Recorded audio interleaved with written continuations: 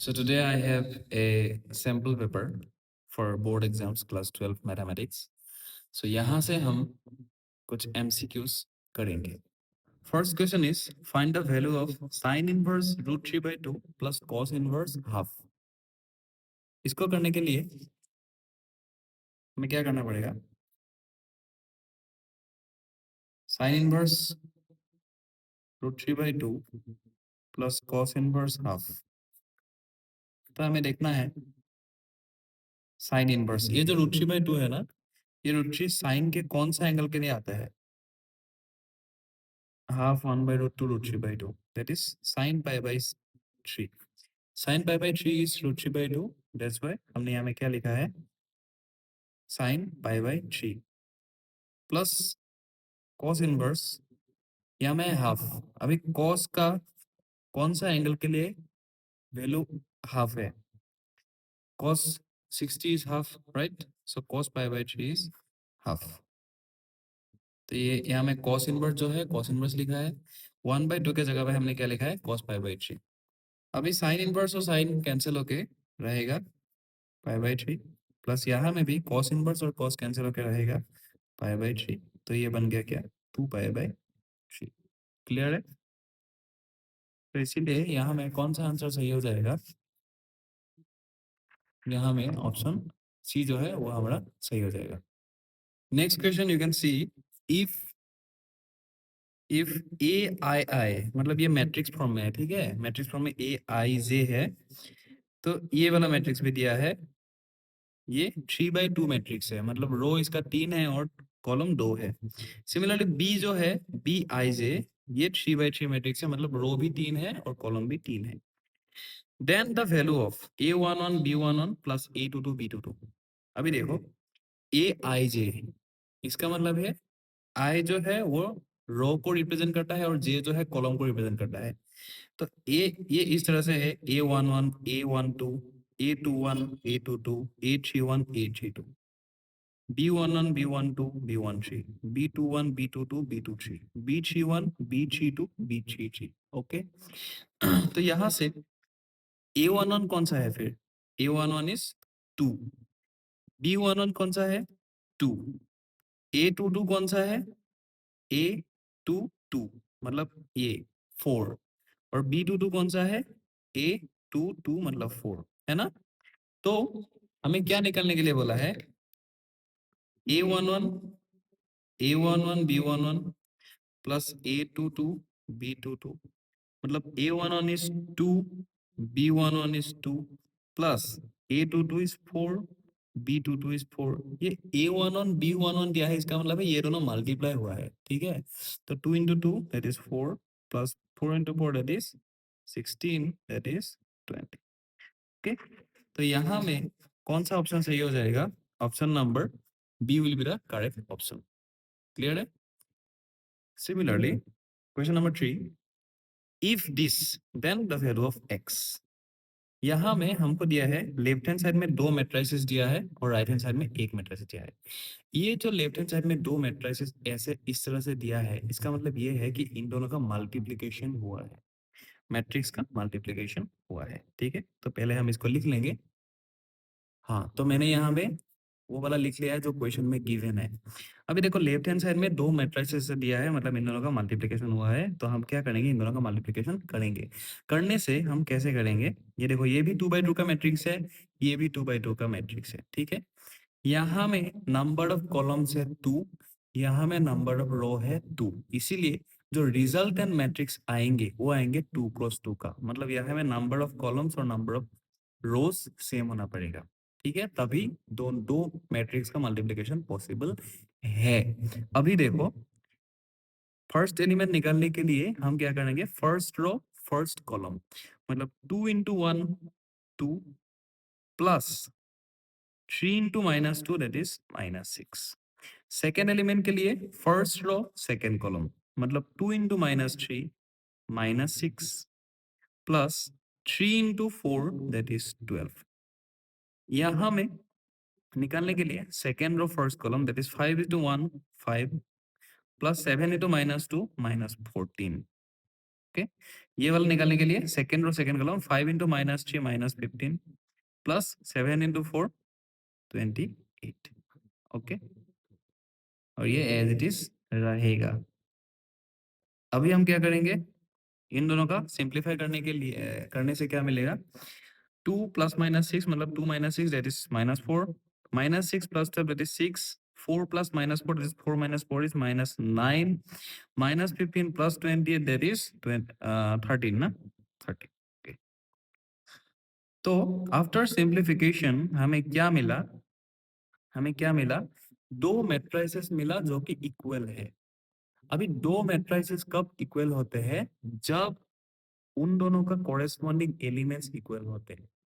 तो ये दोनों इक्वल है, यहाँ में देखिए माइनस फोर, 6 -9 और ये 13 के जगह में क्या है, x है। इसका मतलब क्या है, x का वैल्यू क्या होगा फिर, 13 होगा। ठीक है, यहाँ में जो करेक्ट ऑप्शन होंगे वो होंगे option number C. Question number 4, the value of this determinant. ये डिटर्मिनेंट के फॉर्म में है, मतलब एक डंडा है ना, एक डंडे का मतलब होता है डिटर्मिनेंट, मतलब दोनों तरफ एक एक डंडा। अगर इस तरीके से है तो उसका मतलब मैट्रिसेस है, इस तरीके से होने से उसको बोलते हैं डिटर्मिनेंट। ठीक है, और डिटर्मिनेंट का वैल्यू हमेशा एक स्केलर और कांस्टेंट होता है। ओके, अभी हम देखेंगे, हमें ये वाला डिटर्मिनेंट गिवन है। अभी इस डिटर्मिनेंट का वैल्यू निकालने के लिए डिटर्मिनेंट कैसे निकालते हैं, इस एलिमेंट से इस एलिमेंट को मल्टीप्लाई करना है, माइनस इस एलिमेंट से इस एलिमेंट को माइनस करना है। ठीक है, in case of 2 cross 2 matrices.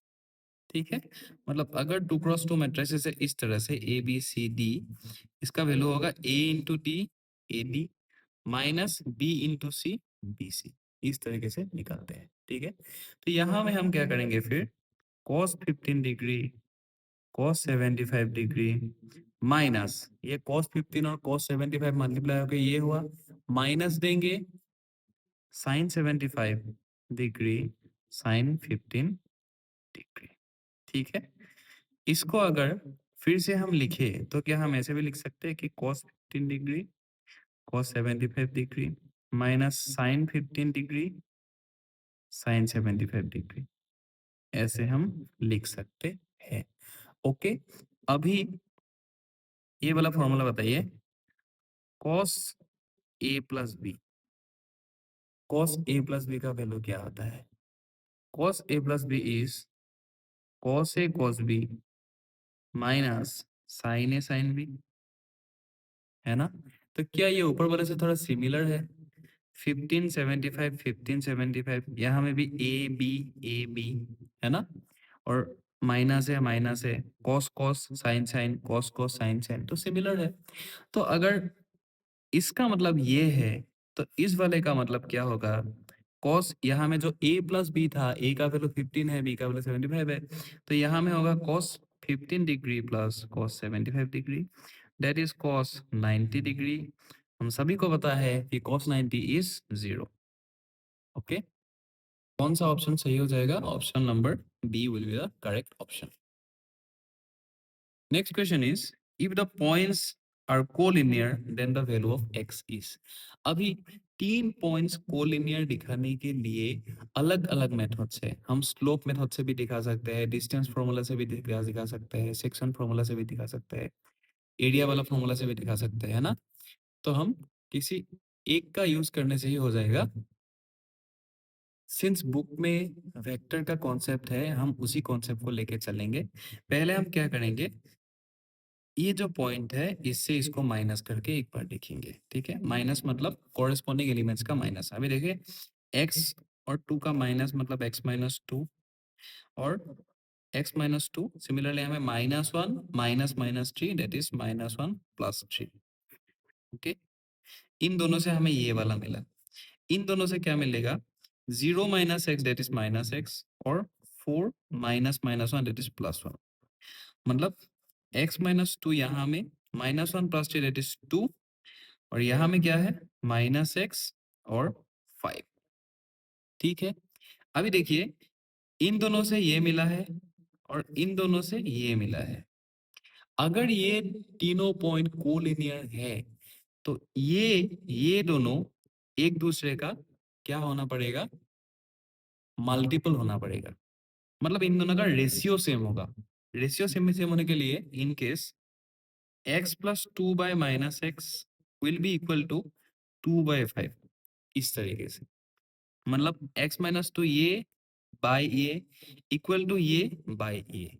Okay, ये होने से हम क्या लिखेंगे, क्रॉस मल्टीप्लाई करने से 5x - 10, 5 इसके साथ मल्टीप्लाई होके 5x - 10 इक्वल्स टू 2 इसके साथ मल्टीप्लाई होके -2x, ऐसा बनेंगे। अभी ये जो -2x है इस तरफ आने से 5x प्लस 2x और -10 इधर जाने से 10, तो 7x इज 10, तो x का वैल्यू हमें क्या मिला, 10/7। ओके, x का वैल्यू मिलेगा 10/7। तो यहाँ में कौन सा ऑप्शन हमारे पास सही हो जाएगा, 10/7, that is option number A will be the correct option. Clear है?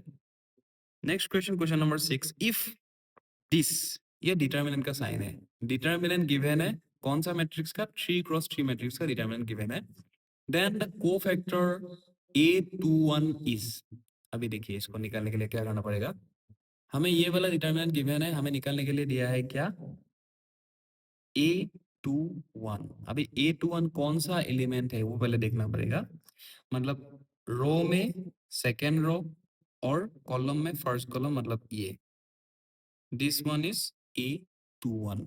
अभी इस एलिमेंट का अगर हमें कोफैक्टर निकालना है तो ये एलिमेंट जो भी रो में है उस रो को पूरा हम करेंगे कैंसिल, ये एलिमेंट जो कॉलम में है उसको भी करेंगे हम कैंसिल, बाकी जो एलिमेंट्स बचे उससे हम लेंगे क्या, डिटर्मिनेंट।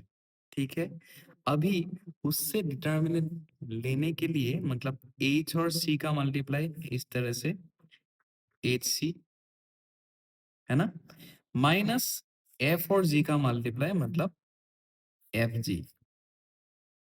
यहां तक ठीक है। अभी एक और बात है, ये तो है माइनर, अभी कोफैक्टर निकालने के लिए हम क्या करते हैं, -1 के पावर में कुछ लिखते हैं।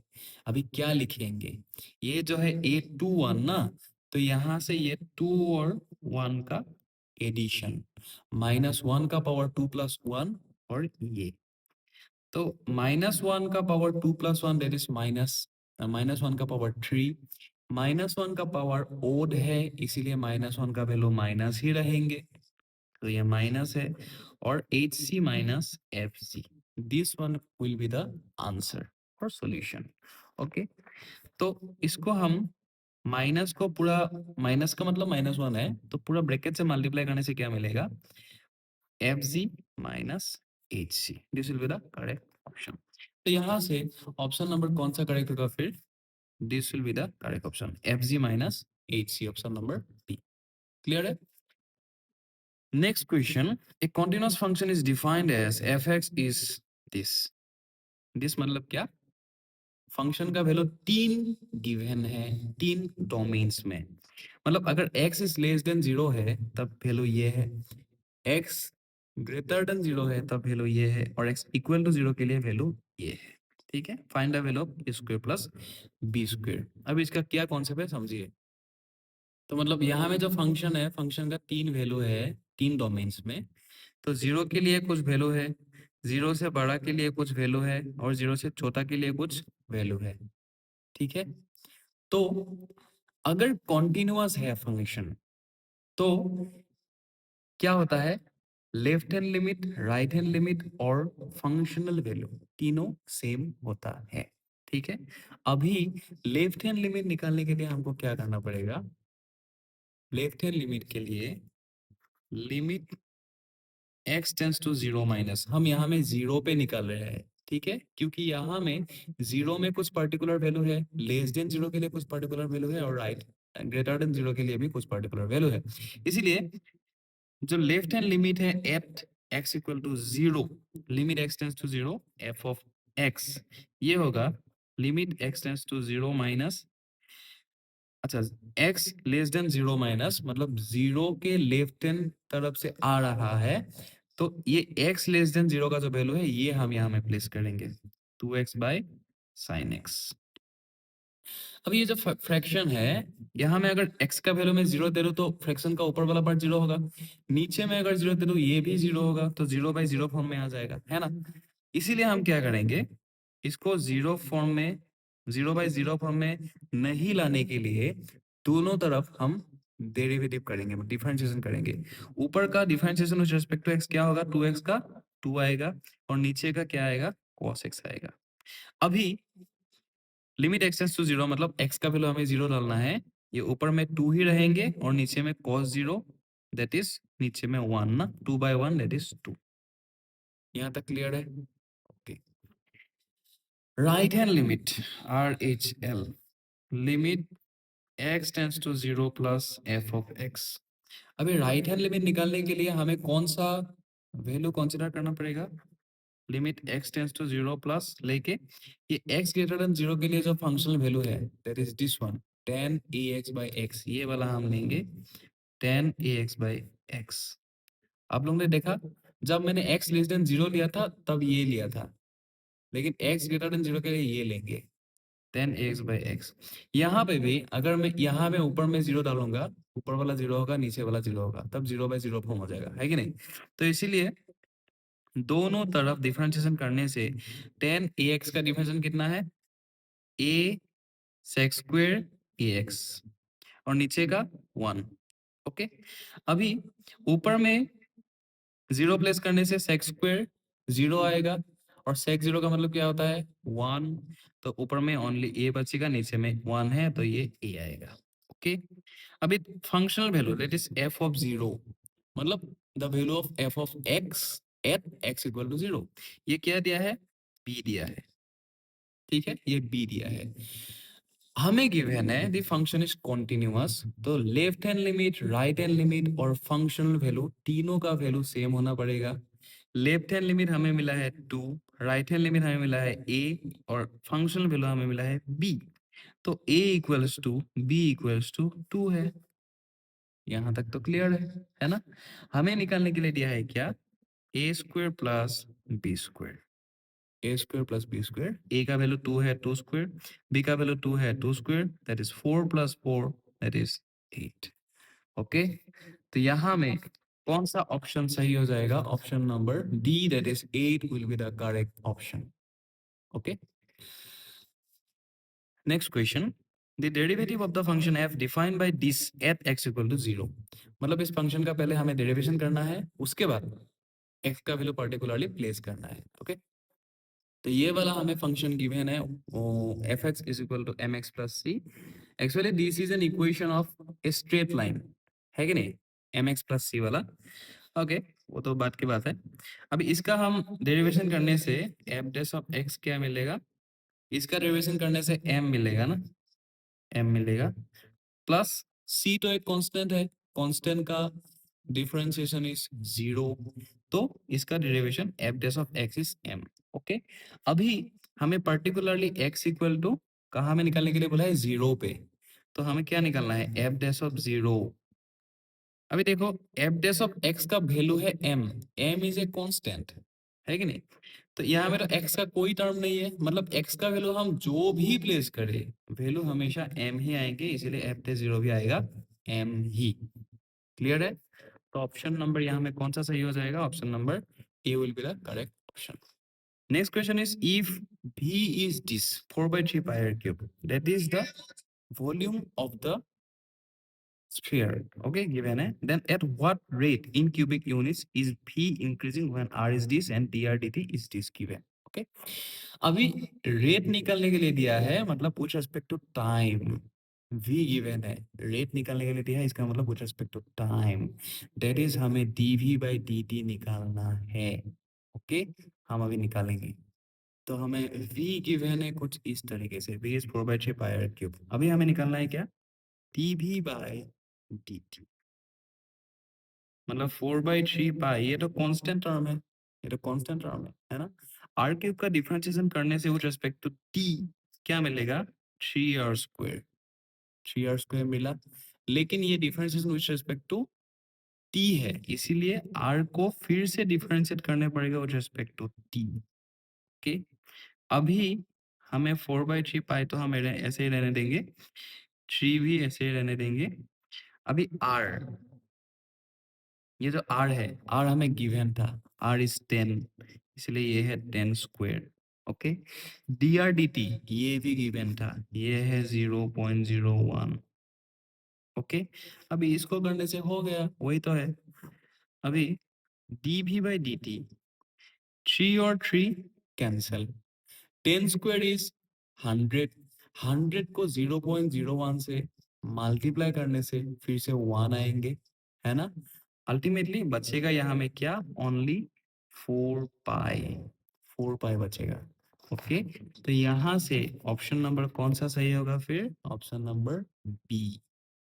Okay, next question, this is very very important question from exam point of view, degree और order of a differential equation, ये पूछते ही है एग्जाम में, ठीक है।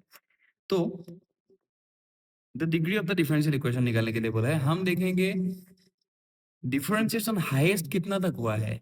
ये हमें dy dx भी है, डी स्क्वायर वाई बाई, ये एक्चुअली ऐसे पढ़ते हैं d2y बाई dx, तो ऐसे भी, मतलब मैक्सिमम 2 बार, यहाँ में मैक्सिमम 2 बार डिफरेंशिएशन हुआ है। तो जो वो मैक्सिमम वाला टर्म है, उसका जो पावर है, दैट इज द डिग्री। तो यहाँ में मैक्सिमम 2 बार डिफरेंशिएट हुआ है, तो ऑर्डर 2 है, और इसका जो पावर है वो 2 है, दैट इज डिग्री।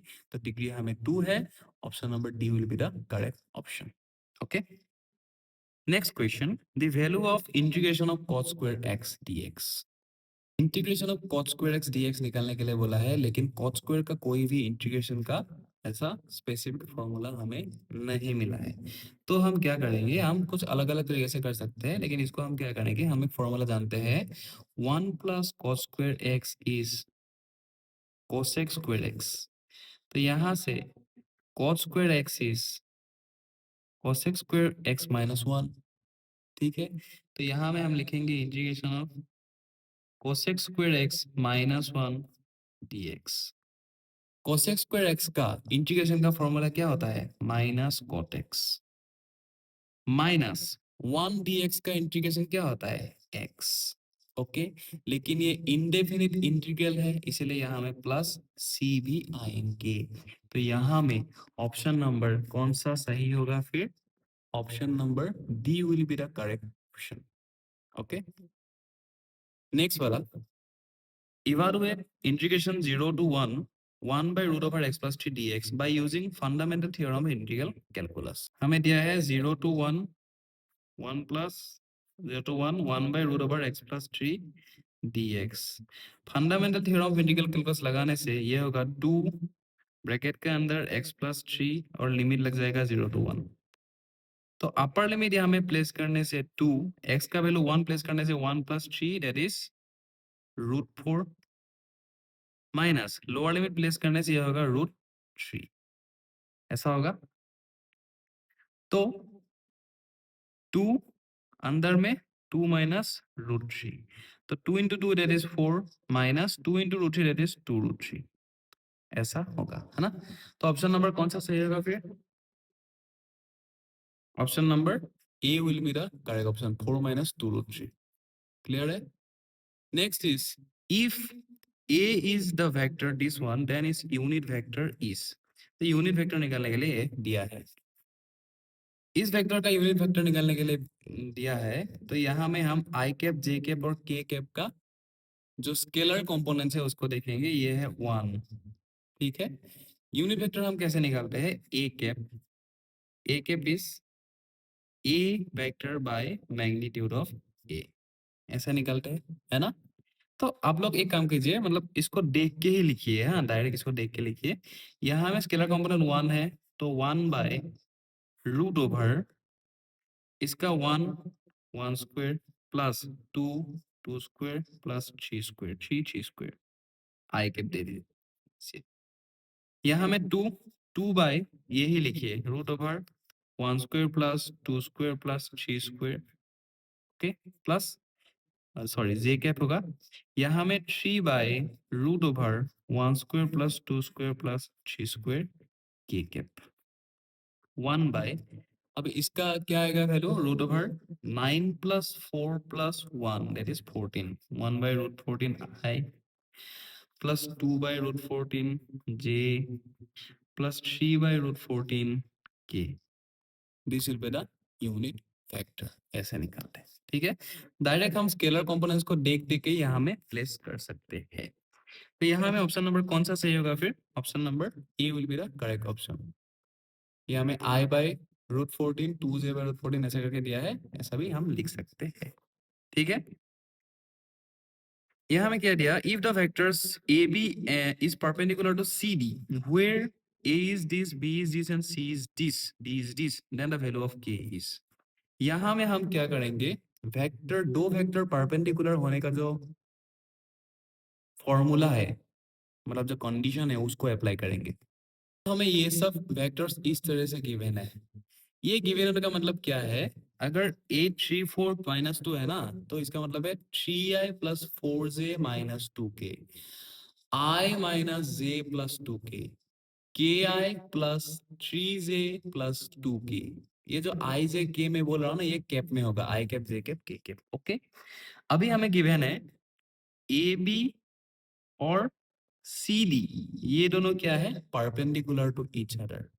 परपेंडिकुलर होने से इन दोनों के बीच में एंगल होगा 90 डिग्री, और डॉट प्रोडक्ट करने से इसका वैल्यू क्या आएगा, इनका वैल्यू क्या आएगा, A dot B that is A B cos theta, तो कॉस 90 इज 0, तो डॉट प्रोडक्ट विल बी 0। तो अभी हमें फाइंड आउट करना है what is A B, what is C D, okay. उसके लिए हम क्या करेंगे, ए बी को कैसे फाइंड आउट करते हैं, B vector minus A vector, B vector minus A vector, मतलब कंपोनेंट वाइज माइनस करने से 1 minus 3 is minus 2 I cap, minus 1 minus 4 मतलब minus 5 J cap, 2 minus minus 2 plus 2 4 plus 4 K cap. C D vector कौन सा होगा, D minus सी, मतलब A B निकालने से ये फाइनल पॉइंट से इनिशियल पॉइंट को माइनस करो, B vector minus A vector, C D मतलब डी माइनस सी, ओके। डी माइनस सी करने से 3 माइनस के दैट इज 3 माइनस के आई कैप, 5 माइनस 3 2 जे cap, plus 6 minus 2 4 K cap, ठीक है। अभी इन दोनों का dot product that is scalar product is 0, मतलब कंपोनेंट वाइज मल्टीप्लाई करके प्लस करने से 0 आएगा। तो -2 और 3 माइनस के का मल्टीप्लाई, प्लस -5 और 2 का मल्टीप्लाई, प्लस 4 और 4 का मल्टीप्लाई, 4 का मल्टीप्लाई 0, ओके।